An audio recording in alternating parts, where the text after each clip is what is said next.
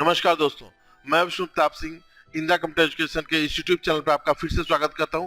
Friends, जैसा कि आप जानते हैं कि हमारा ये ओ लेवल का लेक्चर सीरीज चल रहा है और इसमें आज हम लोग देखेंगे हिस्ट्री ऑफ कंप्यूटर के बारे में, यानी कि कंप्यूटर के इतिहास के बारे में कि कंप्यूटर कैसे डेवलप हुआ और कैसे कैसे इसकी नीड हुई। तो फ्रेंड्स, सबसे पहले हम देखेंगे नीड के बारे में कि इसकी नीड कैसे हुई, क्योंकि जब तक किसी चीज की नीड नहीं है तब तक हम लोग उसे जानने की या उसे पाने की कोशिश नहीं करेंगे। तो फ्रेंड, जैसा कि आप जानते हैं कि कंप्यूटर जो है वो एक प्रकार से कैलकुलेटिंग मशीन है, कैलकुलेटिंग डिवाइस है, सब कुछ कैलकुलेशन के फॉर्म में ही करता है। तो इसकी जो जरूरत हुई, जो आवश्यकता हुई, वो कैलकुलेशन से ही स्टार्ट हुई। तो फ्रेंड्स, आज से अगर हम कई 100 साल पहले की बात करें, यानी कि लगभग हजारों साल पहले की बात करें, तो जो मनुष्य था वो कैसे रहता था? आदिमानव के फॉर्म में रहता था और जंगलों में रहता था। और जंगलों में रहते रहते वो क्या करता था? अपना पेट पालने के लिए जंगली जानवरों का शिकार करता था और उसी को मार के खाता था। फ्रेंड्स, एक समय ऐसा हुआ कि एक कोई आदिमानव का ग्रुप था। वो लोग क्या करते थे, जो भी जंगली जानवर उनके होते थे, पेट एनिमल्स होते थे, पालतू जानवर, उसको वो लोग क्या करते थे, एक बाड़े में घेर करके रखते थे, बाड़े में बंद करके रखते थे। क्योंकि चूंकि ये लोग जंगल में रहते थे और जंगल में बहुत सारे जंगली जानवर भी जो मांसाहारी होते हैं, जैसे कि आपका शेर है, चीता है, भालू है और भी बहुत सारी चीजें हैं जो इनके पालतू जानवर को मार के खा जाते थे। तो इनकी सिक्योरिटी के लिए, उनसे सुरक्षा के लिए, उनसे बचाव के लिए लोग क्या करते थे, उसको बाड़े में बंद करके रखते थे।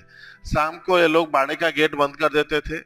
नेक्स्ट डे बाड़े का गेट जब ओपन करते थे तो सारे जानवर बाहर निकल जाते थे अपना भोजन करने के लिए, घास वगैरह करने के लिए, जो भी चीजें हैं चरने वगैरह के लिए। तो फ्रेंड्स, ऐसे डेली बाय डेली चलता रहा। अचानक से किसी के दिमाग में ऐसा आइडिया आया कि जितने जानवर बाहर जा रहे, चूंकि उस समय कैलकुलेशन का आविष्कार नहीं था, कैलकुलेशन का इन्वेंशन नहीं था, कैलकुलेशन का ऑप्शन भी नहीं था, तो जो भी जानवर बाहर जा रहे हैं वो क्या पूरे के पूरे वापिस आ रहे हैं? ऐसा किसी के दिमाग में विचार आया, किसी को सूझा ये चीज। तो अब चूंकि काउंटिंग का तो ऑप्शन था नहीं कि ये लोग यहाँ से काउंटिंग करके 1 2 3 4 करके एक एक जानवर को बाहर छोड़े और फिर वापस लेते समय गिन लें उसे। लेकिन इन लोगों ने एक जो है उपाय निकाला। उपाय क्या निकाला? यहाँ से नेक्स्ट डे मॉर्निंग में एक जानवर बाहर छोड़ते थे और कुछ पत्थर के टुकड़े इकट्ठा करते चले गए। जितने जानवर थे उतने पत्थर के टुकड़े इकट्ठा कर लिए और उसके बाद से शाम को जब ये जानवर वापस आने लगे तो इधर से पत्थर के टुकड़े को उठा के इधर रखते चले गए, इधर रखते चले गए, इधर रखते चले गए और फिर लास्ट में जब इधर के सारे पत्थर के टुकड़े इधर आ गए, इट मीन्स कि सारे जानवर इनके अंदर आ चुके हैं। और अगर कुछ बच जाते थे तो ये लोग कहते थे कि इतने, जैसे यहाँ पे 2 बच गए तो इन लोग को ये नहीं मालूम था कि ये 2 है। ये लोग कहते थे कि इतने जानवर अभी बाहर हैं, चलो ढूंढ के लाते हैं। और लोग जंगल में जाते थे ढूंढने के लिए। अगर जानवर मिला तो बढ़िया है, लेके आते थे, और अगर नहीं मिलता था तो लोग मान लेते थे कि चलो हो सकता है कोई जंगली जानवर मार के खा गया होगा, फिर वो लोग वापिस आते थे। तो फ्रेंड्स, यहाँ से धीरे धीरे कैलकुलेशन स्टार्ट हुआ।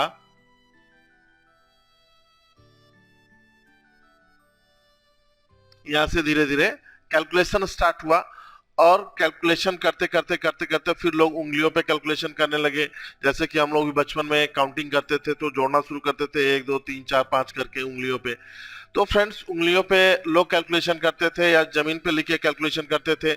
फिर अचानक से किसी व्यक्ति के दिमाग में ऐसा आया कि कैलकुलेशन करने के लिए अगर हम किसी डिवाइस का इन्वेंशन करते हैं, किसी मशीन का इन्वेंशन करते हैं, आविष्कार करते हैं, तो उससे हो सकता है कि कैलकुलेशन आसान हो जाए।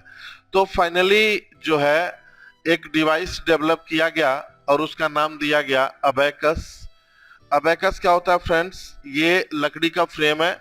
लकड़ी के फ्रेम में ये रॉड लगे रहते हैं, इसमें ये छल्ले लगे रहते हैं।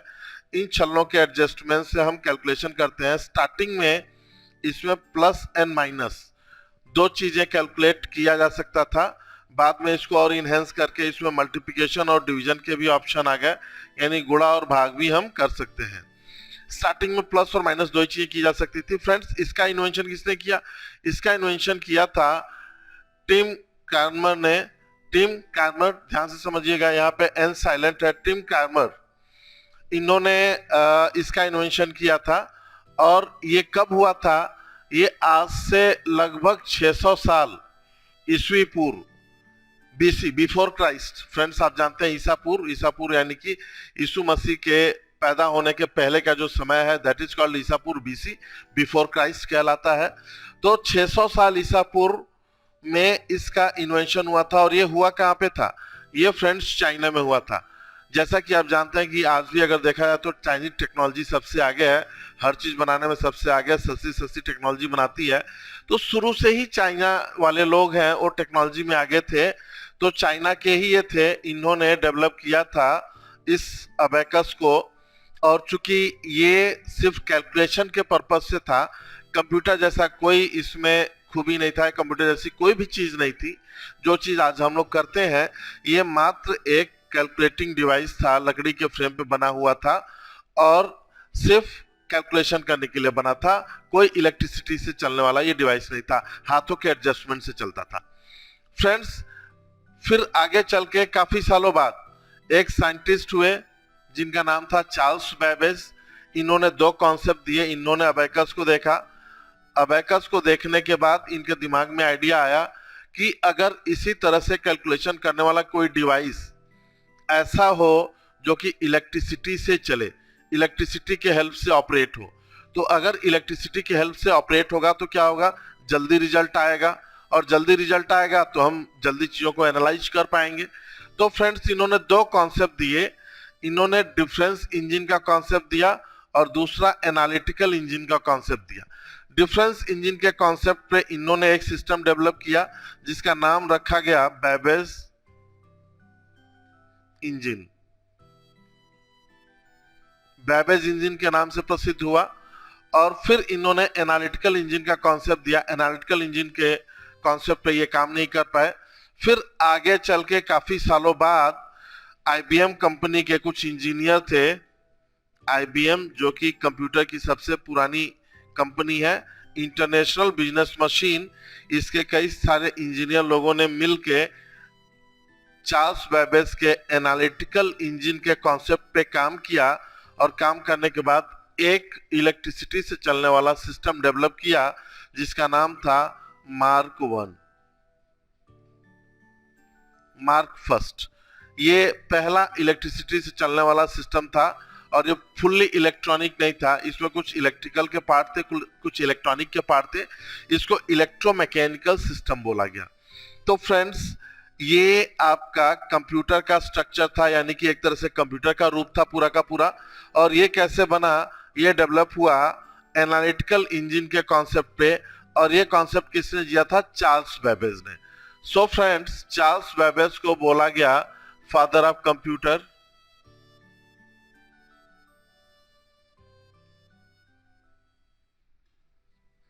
इनको फादर ऑफ कंप्यूटर बोला गया। ठीक है फ्रेंड्स, तो फादर ऑफ कंप्यूटर इनको बोला गया। और चूंकि इनको कॉन्सेप्ट कहां से मिला था? इनको कॉन्सेप्ट मिला था अबेकस से। अबेकस से मिला था, इसलिए अबेकस को फर्स्ट कंप्यूटर की उपाधि दे दी गई। फर्स्ट कंप्यूटर की एक तरह से उपाधि दे दी गई कि अबेकस हमारा पहला कंप्यूटर है। हालांकि ये कंप्यूटर नहीं है, ये मात्र एक कैलकुलेटिंग डिवाइस है जिसे अभी भी सेकंड थर्ड क्लास के बच्चों को पढ़ाया जाता है। ये कैलकुलेटिंग डिवाइस है। चूंकि मेन ओरिजिन है, so it is called first computer. First computer की उपाधि दे दी गई।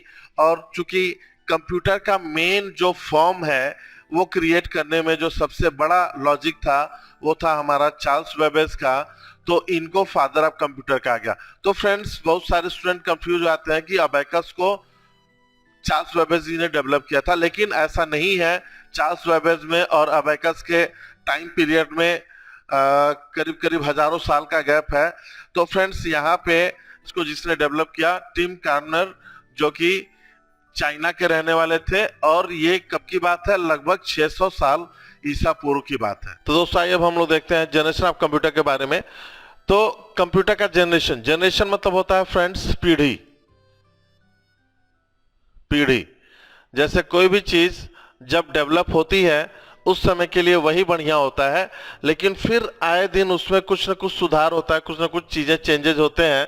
जैसे कि लोगों ने कहा है कि बदलाव संसार का नियम है, तो उसमें कुछ ना कुछ चीज़ें चेंज होती हैं। तो होता क्या है कि जैसे कोई भी डिवाइस डेवलप हुई, कोई भी नया इन्वेंशन हुआ, उसमें और सुधार हुआ और नई टेक्नोलॉजी आई, तो जो पुरानी टेक्नोलॉजी है हमारा वो ओल्ड जनरेशन, और जो नई टेक्नोलॉजी है हमारा वो न्यू जनरेशन कहलाता है फ्रेंड्स। तो जनरेशन मीन्स पीढ़ी। तो यहाँ पे हम लोग देखेंगे कि सबसे पहले फ्रेंड्स हम लोग थोड़ा सा बेसिक नॉलेज लेंगे कि कंप्यूटर कैसे बना हुआ है। तो फ्रेंड्स अगर हम बात करें कंप्यूटर की, तो कंप्यूटर क्या है, लॉजिक गेट्स का पूरा लॉजिक गेट पे डिपेंडेंट एक लॉजिकल मशीन है। और लॉजिक गेट क्या होता है फ्रेंड्स, अगर आपने इंटरमीडिएट में साइंस पढ़ा होगा तो साइंस में आपने लॉजिक गेट के बारे में पढ़ा होगा। उसमें एंड, और एंड नॉट, तीन मेन लॉजिक गेट्स होते हैं फ्रेंड्स। एंड का जो सिंबल होता है आपका ऐसा डी टाइप का होता है, इसमें दो इनपुट होता है और एक आउटपुट होता है। आर का थोड़ा ये मंदिर टाइप का होता है, ये इसमें भी दो इनपुट और एक आउटपुट होता है। और नॉट का जो होता है आपका फ्रेंड्स, ये बिल्कुल त्रिकोण टाइप का होता है और इसमें एक इनपुट और एक आउटपुट होता है। और इसी लॉजिक गेट का बना हुआ पूरा का पूरा हमारा जो रिजल्ट है एक तरह से वो कंप्यूटर है, सब लॉजिक गेट पे ही बना हुआ है। स्टार्टिंग में फ्रेंड्स इसको जब डेवलप किया गया था तो ये लोहे और लकड़ी के फ्रेम पे बनाया गया था, और ये लगभग आपका 15 फीट ऊंचा और 18 फीट, लगभग 18 फीट चौड़ा और 15 फीट ऊंचा था ये। यानी कि अगर हम देखें तो पूरा का पूरा एक हॉल के बराबर पूरा का पूरा कंप्यूटर था। मैं बात कर रहा हूँ फर्स्ट जनरेशन के कंप्यूटर की, जिसका मेन टेक्नोलॉजी है वैक्यूम ट्यूब। तो फ्रेंड्स ये बहुत ही बड़ा था फर्स्ट जनरेशन का कंप्यूटर। आप लोग चाहे तो गूगल करके सर्च करके देख सकते हैं। अब अभी हम लोग जब कंप्यूटर पे काम करते हैं तो हम लोग क्या कहते हैं कि कंप्यूटर पे काम कर रहे हैं, यानी कंप्यूटर के बाहर बैठ के हम कंप्यूटर पे काम कर रहे हैं। लेकिन पहले क्या होता था, जब डेवलपमेंट होता था, यानी जब कंप्यूटर को लोग डेवलप कर रहे थे, जो साइंटिस्ट थे वो लोग डेवलप कर रहे थे, उस समय वो लोग कंप्यूटर में काम करते, यानी कंप्यूटर के अंदर खड़े होकर काम करते। जैसे मान लीजिए कि चारों तरफ से दीवारें हैं और हम क्लास के अंदर खड़े हैं, इसी तरह से आदमी कंप्यूटर के अंदर खड़ा रहता था और चारों तरफ जो है, इधर पूरा बड़ा सा एक सर्किट डिजाइन हुआ है, इधर पूरा सर्किट पैनल डिजाइन हुआ है, इधर पूरा सर्किट पैनल डिजाइन हुआ है। यानी कि फ्रेंड्स समझ लीजिए कि चारों तरफ आपका पूरा का पूरा सर्किट पैनल डिजाइन होता था। और उसमें क्या होता था कि जैसे यहाँ से जब कोई पावर प्लग हमने, यानी कि कोई वायर कनेक्ट किया, टच किया किसी पॉइंट पे, तो जब हम पॉइंट पे वायर टच करते थे तो ये पावर की सप्लाई जनरेट होती थी और ऐसे ऐसे करके इधर उधर ये जाती थी। और जहाँ जहाँ पावर की सप्लाई जाती थी वहाँ वहाँ पे बल्ब लगे हुए होते थे, vacuum tube and bulb. Vacuum tube क्या होता है फ्रेंड्स, ये इस पॉइंट पे लगा रहता था, ये थोड़ा सा हीट को कम करने का काम करता है। और बल्ब जब जलता था तो हमें पता चल जाता था कि पावर की सप्लाई किधर से किधर को जा रही है, जिससे कि हमारा लॉजिक बिल्ट होता था और लॉजिक हम बनाते थे कि ये इधर नहीं, इसको इधर रोटेट करना है। तो इस तरह से धीरे धीरे बनाते बनाते और आज हमारे सामने जो रिजल्ट है वो इतना छोटा है कि हम लोग जेब में रख के, हम लोग बैग में रख के, पीठ पे रख के आराम से लेके जा सकते हैं, जैसे कि लैपटॉप है। तो फ्रेंड्स स्टार्टिंग में काफ़ी बड़ा डेवलप हुआ था। और मैं बात करूं फ्रेंड्स, ये जो ईयर दिया हुआ है 1945 से लेकर 1955, यानी गूगल करेंगे आप लोग तो ईयर में बहुत सारे चेंजेस हैं, इसका कुछ क्लियर कट प्रमाण नहीं मिलता है। बट ये जो मैं वीडियो बना रहा हूँ ये आपका जो ओ लेवल की वेबसाइट पे रिकमेंडेड बुक है, उस बुक से हमने ये डिटेल्स लिए हुए हैं। तो यहाँ पे फर्स्ट जनरेशन था कंप्यूटर का 1945 से लेकर 55 तक माना गया। और इसका जो मेन कंपोनेंट, मेन टेक्नोलॉजी था वो वैक्यूम ट्यूब था, जो कि हमारा आप देख रहे होंगे यहाँ पे साइड में, मैं आपको प्रोड्यूस कर दूंगा, यानी साइड में आपको ये दिखाई दे रहा होगा एक,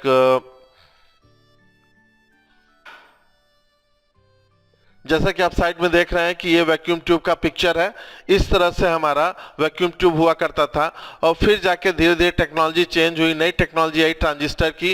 ये देखिए फ्रेंड्स, यहाँ पे ये ट्रांजिस्टर का सिंबल है, ट्रांजिस्टर का पिक्चर है, इस तरह से ट्रांजिस्टर हुआ करता था। जब ट्रांजिस्टर आया उस समय जनरेशन चेंज हो गया, हमारा सेकंड जनरेशन आया, ये 1955 से लेकर 1965 तक बोला गया।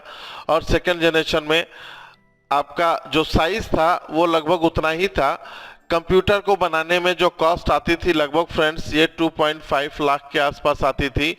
और चूंकि लोहे का लकड़ी का पूरा बना हुआ सर्किट था, जब इसमें पावर सप्लाई देते थे तो ये हीट होने लगता था, और हीट होते होते ये जले नहीं, इसके लिए कूलिंग प्लांट लगाने पड़ते थे। कूलिंग प्लांट लगाने का भी कॉस्ट लगभग 2.5 लाख के आसपास था।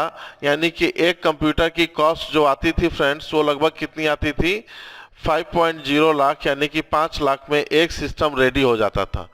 तो फ्रेंड्स ये था उस समय का कॉस्ट। लेकिन अब कॉस्ट क्या है कि हर आदमी के बजट में, हर आदमी के जेब में, हर आदमी के घर में है लगभग एक आध सिस्टम तो होता ही है कंप्यूटर सिस्टम।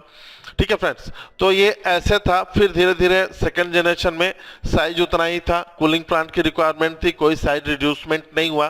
फिर थर्ड जनरेशन आया फ्रेंड्स। थर्ड जनरेशन में एक बहुत ही बढ़िया चिप का इन्वेंशन हुआ जिसे हम लोग कहते हैं आईसी फ्रेंड्स इंटीग्रेटेड सर्किट होता है। ये इस तरह का एक सर्किट होता है जो कि इसमें कई सारी टांगे होती हैं यहाँ पे, और ये फ्रेंड्स सिलिकॉन का बना हुआ होता है, सिलिकॉन का बना हुआ होता है। और इस आईसी की खास बात होती है फ्रेंड्स कि एक छोटे से आईसी में हजारों लाखों करोड़ों गेट्स का इम्प्लीमेंटेशन हम लोग आसानी से कर सकते हैं। तो ये आईसी आने के बाद थर्ड जनरेशन में जो कंप्यूटर का साइज था वो काफ़ी रिड्यूस हो गया, बहुत ही छोटा हो गया। इवन कह सकते हैं कि एक रेफ्रिजरेटर के बराबर हो गया, लगभग इतना बड़ा आप समझ लीजिए, और उस पर आदमी काम करने लगा। नेक्स्ट इसके बाद से आपका आया फोर्थ जनरेशन। अभी फ्रेंड्स डेवलपमेंट ही चल रहा था, यानी कि अभी डेवलपमेंट ही चल रहा है, इसको कंपनियों में यूज में नहीं लिया जा रहा था। तो डेवलपमेंट होते होते फिर आपका आया फोर्थ जनरेशन जो कि 1980 से लेके आपका थर्ड जनरेशन फ्रेंड 65 से लेके 80 के बीच में रहा।